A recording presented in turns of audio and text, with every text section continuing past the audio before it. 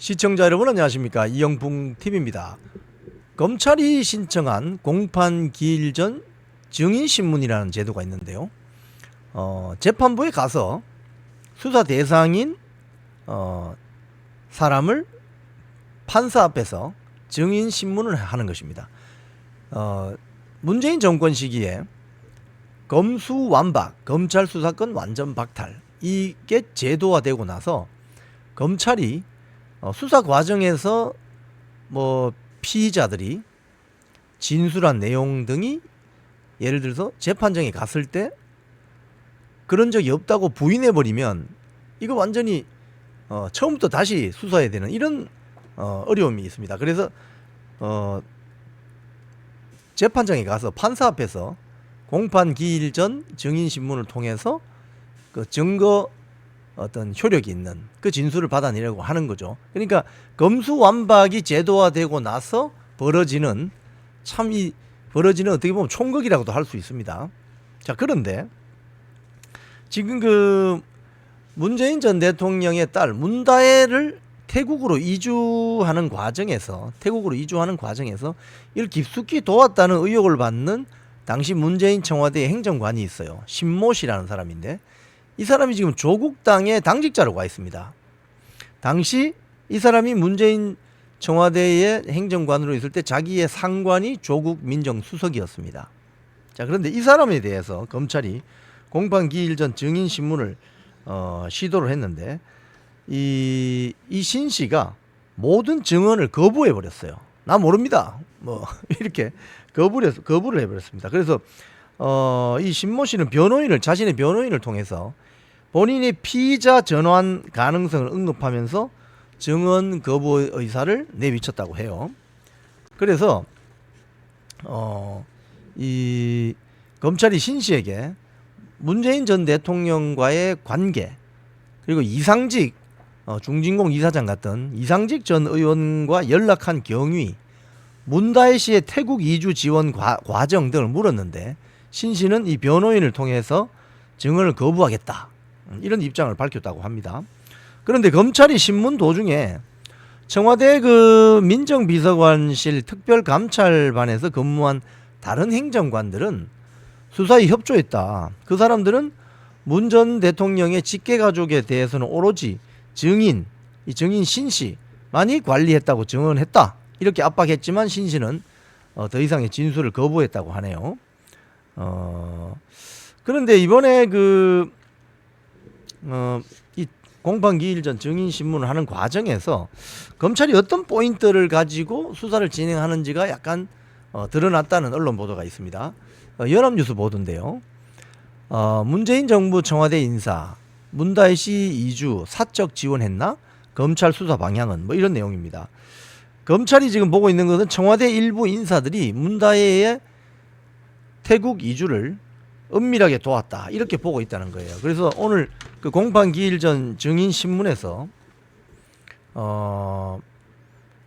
이런 이야기를 했다는 거예요. 증인은 검찰의 이야기입니다. 증인은 문 전 대통령의 딸인 문다혜 씨와 출국해서 면담을 했고, 이 사건 의혹이 제기되자 이상직 전 의원과도 지속적으로 소통한 거 아닌가, 이렇게 압박을 했어요. 그리고 증인 신 씨가 문다혜 씨 부부의 부동산 등 사적 업무에도 직접적으로 관여한 사실을 확인했다, 검찰이 이렇게 설명했대요.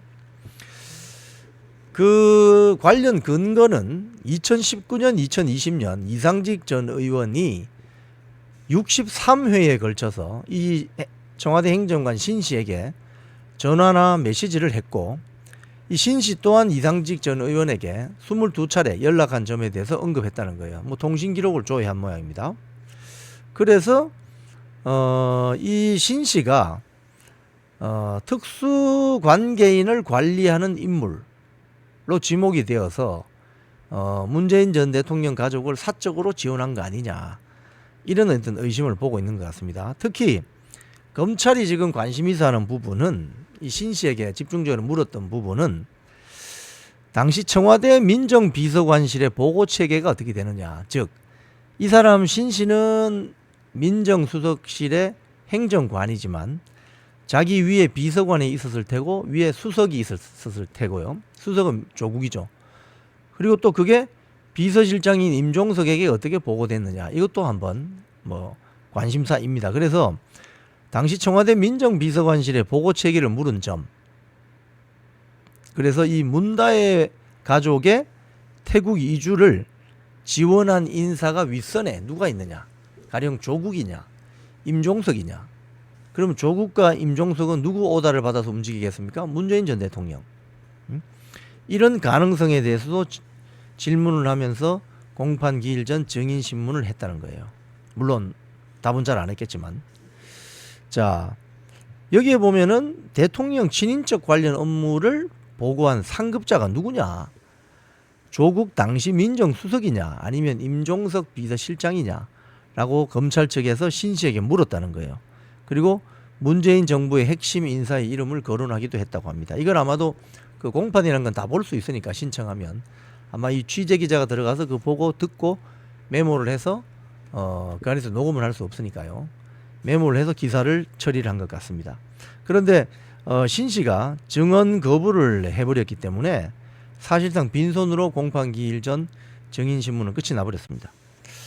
자, 이 사건은 아시는 것처럼 전주지검이 지금 그 문다혜의 전 남편 서 씨의 타이 이스타젯 항공사 전무를 어떻게 채용이 됐을까? 이건 특혜 채용이 아닌가? 특혜 채용의 대가로 중진공 이사장으로 이상직 전 민주당 의원을 보내준 게 아닌가? 그래서 이 남편 서 씨에게 2년 동안 지급된 한 2억 정도 되는 그 월급과 렌트비가 뇌물수수한 거 아니냐? 이래서 지금 문재인 전 대통령이 그 압수수색 영장에 보면 뇌물수수 사건의 피의자로 적시가 되어 있거든요.